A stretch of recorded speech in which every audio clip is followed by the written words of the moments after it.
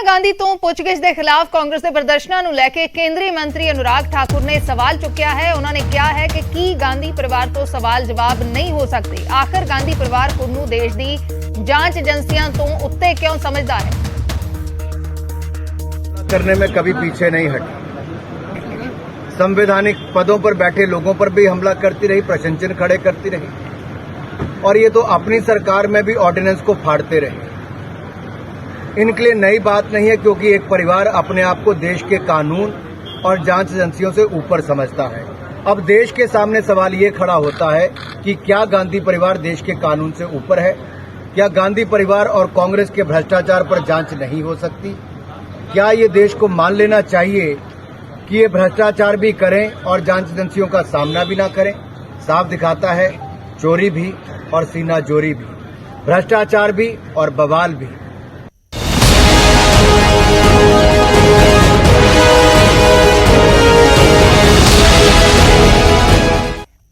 एक वड्डी खबर का रुख करते हैं। पीएमएलए ते सुप्रीम कोर्ट का वड्डा फैसला आया है। कोर्ट ने ईडी के सारे अधिकार बरकरार रखे ने। Prevention of money laundering act के मामले ते सुप्रीम कोर्ट का फैसला है। ईडी के सारे अधिकार बरकरार रखे ने। गिरफ्तारी का अधिकार कायम रखा गया है। सारे जिहड़े अधिकार ने ईडी के जांच हो सकती है, गिरफ्तारी हो सकती है, इन्हां अधिकारां नूं कायम रखा गया है। ईडी की गिरफ्तारी की प्रक्रिया मनमानी नहीं है। यह सुप्रीम कोर्ट ने कहा है कि ईडी की गिरफ्तारी की प्रक्रिया मनमानी नहीं है। जांच एजेंसी के सारे अधिकार जायज ने। तकरीबन 241 पटिशनां पाईयां गईयां सी पीएमएलए के खिलाफ। Prevention of money laundering act के खिलाफ वो पटिशनां खारिज कर दित्तियां गईयां ने ते ईडी के सारे अधिकार कोर्ट ने बरकरार रखे ने। सुप्रीम कोर्ट का यह फैसला है। सुप्रीम कोर्ट ने ईडी के सारे अधिकार बरकरार रखे ने। सुप्रीम कोर्ट से पीएमएलए के मामलों में ईडी की सख्तियों को हरी झंडी मिली है। सुप्रीम कोर्ट ने ईडी के प्रावधान को चुनौती देने वाली लगभग 200 याचिकाओं को खारिज कर दिया है। सुप्रीम कोर्ट ने ईडी की सख्तियों के आधार पर जो भी उन्हें अधिकार मिला है उसको फिलहाल सही माना है। सुप्रीम कोर्ट में एक लगभग 200 से ज्यादा याचिकाएं इसलिए दाखिल की गई थी और यह कहा गया था कि पीएमएलए के तहत ईडी जो भी मामले की जांच करती है, जिसमें गिरफ्तारी, संपत्ति की कुर्की, आरोपी से पूछताछ, ये फिलहाल फंडामेंटल राइट्स का वायलेशन करता है। लेकिन सुप्रीम कोर्ट ने यह माना कि पीएमएलए के तहत ईडी के द्वारा इस पूरे प्रकरण को लेकर जो भी अधिकार उन्हें दिया गया है वो सही है। हालांकि सुप्रीम कोर्ट ने यह भी सही माना कि पीएमएलए के तहत ईडी के अधिकारी जो मामले की जांच करते हैं और न केवल जांच बल्कि गिरफ्तारी, संपत्ति की कुर्की और साथ ही साथ आरोपियों के द्वारा दर्ज किए बयान को सबूत के आधार पर पेश करने की प्रक्रिया को सही माना है। सुप्रीम कोर्ट ने यह कहा कि ईडी की सख्तियों को नहीं रोका जा सकता है, यानी कि सुप्रीम कोर्ट के इस आदेश के बाद ईडी के द्वारा जो भी मामले में जांच कर रहा है और जो लोग ईडी के जांच के दायरे में फंसे हैं उनको सुप्रीम कोर्ट के इस फैसले से बड़ा झटका लगा है। अब फिलहाल सुप्रीम कोर्ट के इस फैसले से ईडी की सख्तियां पीएमएलए के तहत और बढ़ जाएंगी और जांच प्रक्रिया तेजी से आगे बढ़ेगी। कैमरामैन हरीश के साथ सुशील पांडे, न्यूज़ 18 दिल्ली। उधर लुधियाना दे विच एक एएसआई की गोली लगन नाल मौत हो गई है। AK-47 दे विचों अचानक गोली चलन के कारण मौत हो गई है। एसएसपी दफ्तर दे विच एएसआई तैनात सी, नाइट ड्यूटी ते तैनात सी जिस वेले गोली चली है। एएसआई कुलजीत सिंह की मौत हो गई है। AK-47 चेक करन समय गोली चल गई, अपने ही अचनचेते गोली लग गई ते मौत हो गई है। पुलिस ने लाश नूं कब्जे दे विच लैके जांच शुरू कर दी है। तस्वीर है एएसआई कुलजीत सिंह की जिन्हां दी गोली लगन के कारण मौत हो गई है। पुलिस लाइन तो प्योर की ड्यूटी करता है। अज भी इन्हें 7:30 बजे ड्यूटी स्टार्ट करनी सी। जो असी मतलब पुलिस वाले ड्यूटी स्टार्ट करते हैं, कोई वैपन आ चेक करके लेना होंगे भी कोई ठीक है सारे पुरजे वगैरह मे भी कोई राउंड चढ़िया होगा, जो चेक कर लगा राउंड चल गया एकदम छाती से लग के, जिस नाल हादसा वापरिया जी। हॉकी खिडारी बलबीर सिंह सीनियर के गुआचे मैडलों का उन्होंने परिवार हाले तक भाल कर रहा है, जिसनों लैके परिवार ने हुण मुख मंत्री भगवंत मान के नाल मुलाकात की है। परिवार का कहना है कि पिछले करीब 10 सालों तो बलबीर सिंह सीनियर दीयां गुआचियां यादगारां नूं लभ रहे हैं। पुलिस में शिकायत भी दर्ज करवाई हुई है। पिछले साल पंजाब पुलिस ने SIT का भी गठन किया सी, पर हाले तक यादगारां बारे कोई सुराग हथ नहीं लग्या। दस दईए कि 1985 दे विच बलबीर सिंह ने Delhi sports authority of India साए नूं 36 नैशनल ते इंटरनैशनल मैडल दिते सी, जिन्हां नूं म्यूजियम च रखिया गया सी, पर बाद च 100 तो ज्यादा दुर्लभ तस्वीरां ਤੇ 올림픽 ਬਲੇਜ਼ਰ ਗਾਇਬ ਹੋ ਗਏ, ਜਿਸ ਦੀ ਭਾਲ ਕੀਤੀ ਜਾ ਰਹੀ ਹੈ। ਉਧਰ ਮੁੱਖ ਮੰਤਰੀ ਨੇ ਕੇਂਦਰ ਅੱਗੇ ਮਾਮਲਾ ਚੁੱਕਣ ਦਾ ਭਰੋਸਾ ਦਿਵਾਇਆ ਹੈ। ਉਹ ਸ਼ਖਸ ਜਿਨੇ ਇੰਡੀਅਨ ਹਾਕੀ ਨੂੰ ਇੱਕ ਨਵਾਂ ਆयाम ਦਿੱਤਾ, ਗੱਲ ਹੈ ਸਰਦਾਰ ਬਲਬੀਰ ਸਿੰਘ ਸੀਨੀਅਰ ਦੀ, ट्रिपल ओलंपिक गोल्ड मैडलिस्ट। पहले एक तस्वीर दिखा दा थानू, 1948 ओलंपिक गेम्स लंडन का यह डिप्लोमा। 1947 देश आजाद होंदा है, सरदार बलबीर सिंह सीनियर होना टीम च जाके इंडिया लई पहला मैडल, आजाद देश का पहला मैडल। लेकिन अज सरदार बलबीर सिंह सीनियर का एक परिवार जिहड़ा है वो दुखी है। कोई पैसे की मंग नहीं, किसी चीज़ की मंग नहीं, मंग है अपने आत्म सम्मान की। उन 36 खोए हुए मैडलों की जंग यह परिवार लड़ रहा है।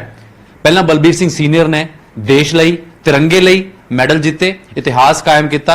हुण उन्हां दा परिवार उन्हां दे 36 खोए हुए मैडल ਲਈ जंग लड़ रहा है। क्यों दुखी है? साडे नाल मौजूद ने उन्हां दी डॉटर सुशबीर जी ते उन्हां दे ग्रैंडसन उन्हां दे नाती कबीर सिंह। ये बहुत ही दुखदाई स्थिति हैगी जिथे कुछ दिन पहला नाना जी ने जो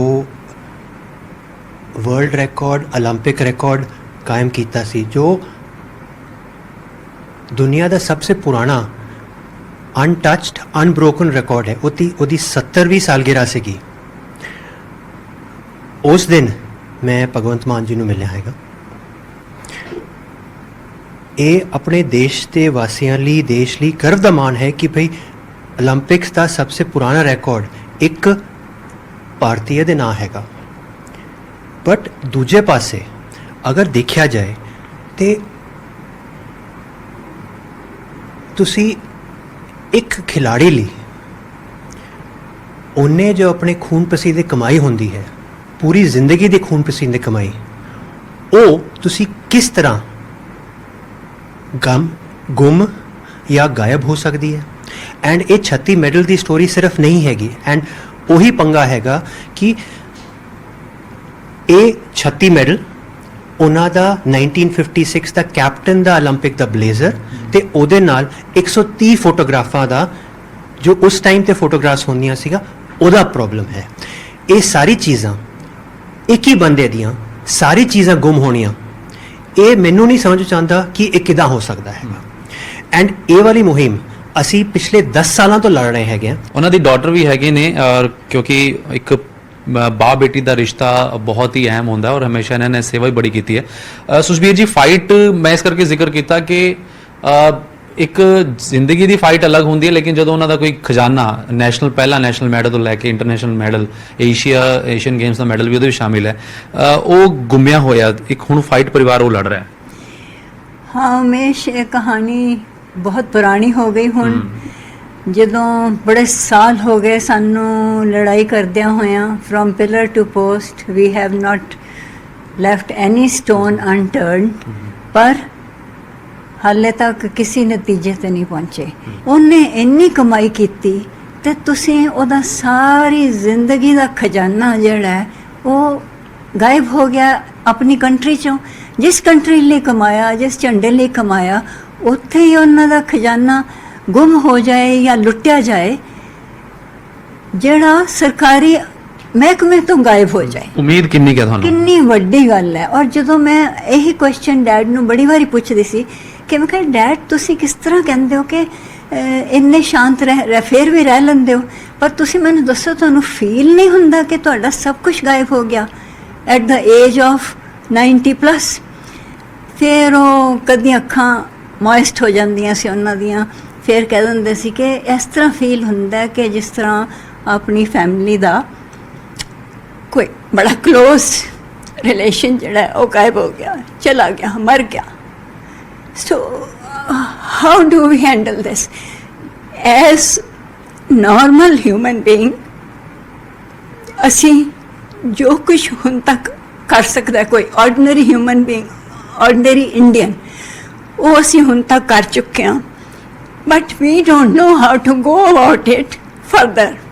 कि इंडिया अपना इन्ना भी नहीं सोचता कि एक इंसान जिन्हें सारी जिंदगी की कमाई की हॉकी लई, तिरंगे लई, ਉਹਦਾ इतिहास तुसी गायब कर दो और कोई आंसरेबल ही ना होए। वीडियो जर्नलिस्ट सनम दे नाल उमेश शर्मा, न्यूज़ 18 चंडीगढ़।